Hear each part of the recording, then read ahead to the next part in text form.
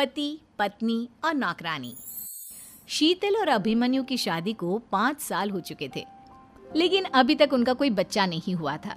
इसकी वजह से शीतल और अभिमन्यु परेशान रहते थे, लेकिन उन दोनों से ज्यादा परेशान थी शीतल की सास, यानी अभिमन्यु की माँ जानकी देवी। जानकी देवी चाहती थी कि जल्दी से जल्दी उनकी गोद में पोता या पोती आ जाए, और इसीलिए वो अपनी बहू शीतल को लेकर एक दिन हॉस्पिटल पहुंची।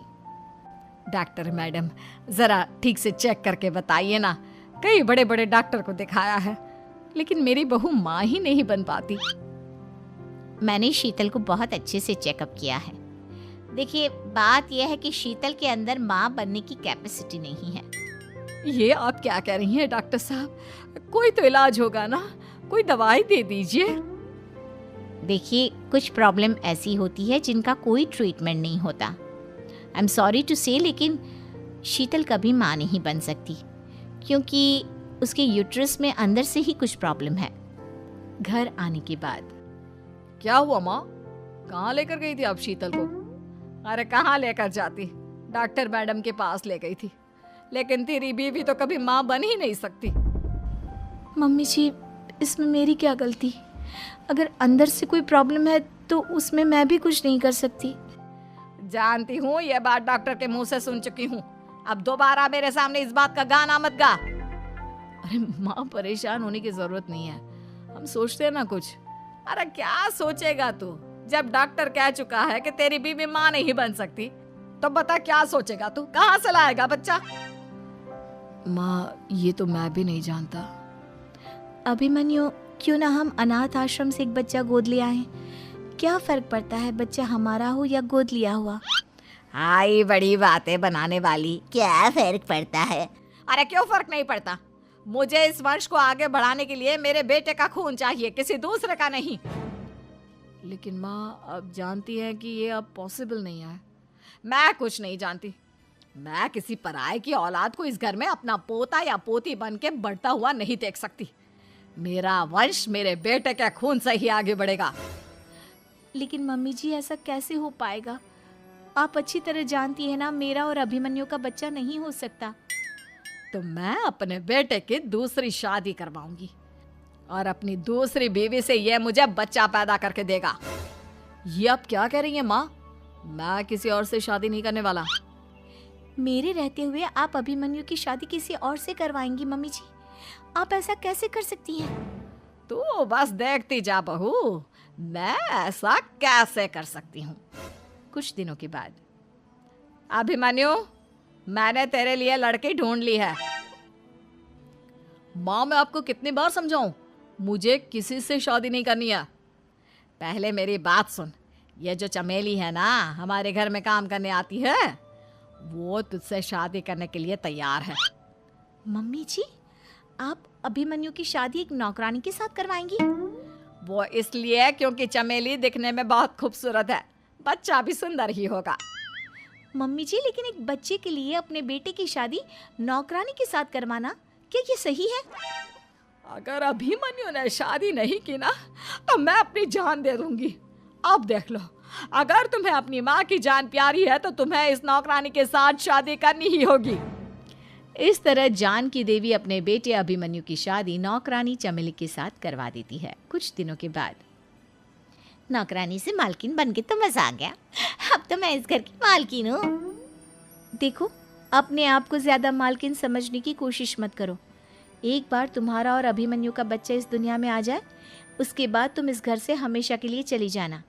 अरे जाओ जाओ, किसी और के आगे बातें बनाना। एक बच्चा तो पैदा नहीं कर सकी, बढ़िया आई। जाओ जाकर मेरे लिए कॉफी बना कर लाओ। नौकरानी मैं हूँ या तुम? मम्मी जी, देखिए ना शीतल मुझसे किस तरह से बात कर रही है। शीतल, तुम्हें पता है ना चमेली प्रेग्नेंट है, मेरे बेटे के बच्चे की माँ बनने वाली है। वो जैसा कहती है वैसा करो। लेकिन मम्मी जी, वो मुझे नौकरों की तरह ट्रीट कर रही है। अरे तो करेगी ना, वैसे भी बहू तुम हो किस काम की? एक बच्चा तो पैदा नहीं कर सकती। जाओ अब घर के सारे काम करो और चमेली को आराम करने दो। थैंक यू मम्मी जी, भगवान आपका भला करे। आप नहीं होती तो मैं नौकरानी से महारानी कैसे बनती। देखो, तुम्हें जो चाहिए सब मिलेगा। खूब खाओ पियो, मजे की जिंदगी जियो, लेकिन बस मुझे एक बच्चा पैदा करके दे दो। कुछ दिनों के बाद, मम्मी, बच्चे के लिए आपने मेरी शादी चमेली के साथ करवा तो दी, लेकिन दिन और रात का चैन मिट गया है। सारा दिन शीतल और चमेली की बहस चलती रहती है। अब शीतल को इस घर में रखने से क्या होगा? मैं तो कहती हूँ उसे घर से निकाल दो, है भी किस काम की। मैं ऐसा नहीं कर सकता माँ, वो मेरी पत्नी है, उससे बहुत प्यार करता हूँ मैं। तुम्हारी पत्नी चमेली है, चमेली, उससे प्यार करो। अरे तुम्हारे बच्चे को जन्म देने वाली है वो।